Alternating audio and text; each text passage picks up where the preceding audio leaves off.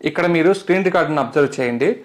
Google tensor G3 chipset ఇది వచ్చేసి మీకు CPU performance 61%, gaming performance 57%, battery life 90%, nano score review 67%.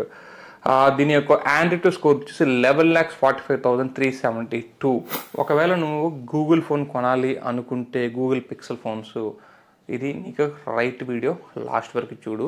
And Google phones కొనాలనుకుంటే 3 విషయాలు మీరు గుర్తుపెట్టుకోండి. స్ట్రైట్ టు పాయింట్లోకి వెళ్తే ఫస్ట్ దీంట్లో ప్రాసెసర్. అసలు ఈ ప్రాసెసర్ బ్యాక్గ్రౌండ్ తెలుసుకోకుండా గూగుల్ ఫోన్స్ టచ్ కూడా చేయొద్దు. గూగుల్ ఫోన్స్లో అతిపెద్ద ప్రాబ్లం ఏంటంటే ఇంతకుముందు ఒక వీళ్ళు స్నాప్డ్రాగన్ ప్రాసెసర్ తీసుకొస్తున్నారు. కాకపోతే స్నాప్డ్రాగన్ ప్రాసెసర్ ఇష్యూస్ ఉన్నాయి, అదేనో ఇదేనో లేకుంటే ఇంకొకటి తెలియదు, కానీ వీళ్ళు సొంతంగా ఒక ప్రాసెసర్ని అయితే కనిపెట్టారు.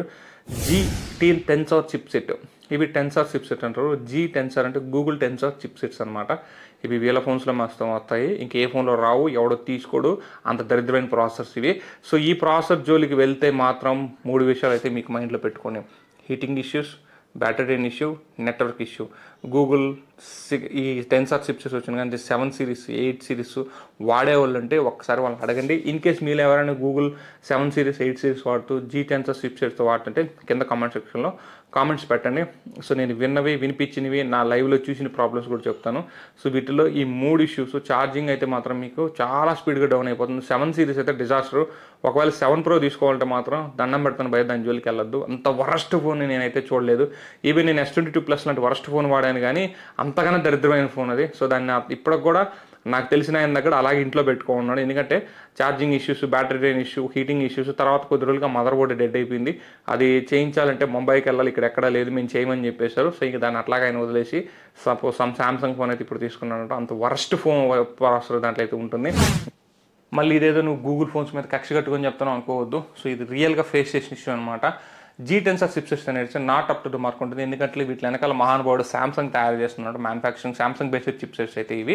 కాబట్టి ప్రాసెసరే నాకు అతిపెద్ద కాన్ దీంట్లో. సో ఇప్పుడు నెగిటివ్ చెప్పాను కదా, దీంట్లో పాజిటివ్ చెప్తాను వినండి. సో ఫోన్స్ అయితే మాత్రం సో ప్రీమియం, అల్ట్రా ప్రీమియం అని చెప్పొచ్చు. ఆ ఫోన్ మీరు చేతిలో ఉంటే ఖచ్చితంగా అది గూగుల్ పిక్సెల్ ఫోన్ అని చెప్పేసి ఐడెంటిఫై చేసి స్టేజ్కి అయితే వాళ్ళు డిజైన్ అయితే తీసుకొచ్చారు. యూనిక్ డిజైన్ అయితే ఉంటుంది. ప్రీమియం క్వాలిటీ మెటీరియల్ వాడతారు. లైక్ బ్యాక్ ప్యానల్ కావచ్చు, ఫ్రేమ్స్ కావచ్చు, డిస్ప్లేస్ కావచ్చు, ఎవ్రీథింగ్ మీకు చాలా ప్రీమియంగా అయితే ఉంటుంది. ఫోన్ ఖచ్చితంగా మీరు ప్రీమియంనెస్కి అయితే ఫిదా అయిపోతారనమాట. ఇంకొక విషయం దీంట్లో బాగా మెచ్చుకోవాల్సిన విషయం వీళ్ళు UI అనమాట. సో వీళ్ళ UI ఇది ఓన్ ఆండ్రాయిడ్ స్కిన్ అయితే వస్తుంది. సో ప్యూర్ ఆండ్రాయిడ్ స్కిన్ అని చెప్పొచ్చు, లేదా అందరూ కూడా స్టాక్ ఆండ్రాయిడ్ అనొచ్చు. సో గూగుల్ అయితే వీటిలో చిన్న చిన్న మాడిఫికేషన్స్ చేసేసి ఆండ్రాయిడ్ అంటే ఇదిరా బాబు అనేలాగా దాంట్లో అయితే ఆండ్రాయిడ్ OS అయితే అప్లై. ఇప్పుడు రీసెంట్ 14 ఉంది కదా, 15కి కూడా కొన్ని ఫోన్స్ అయితే మనకి అప్గ్రేడ్ అవుతున్నాయి. సో అవి ఎలా ఉంటాయంటే బటర్ స్మూత్ వెన్న మీద కాలెట్టి జారినట్టు అయితే ఉంటుంది.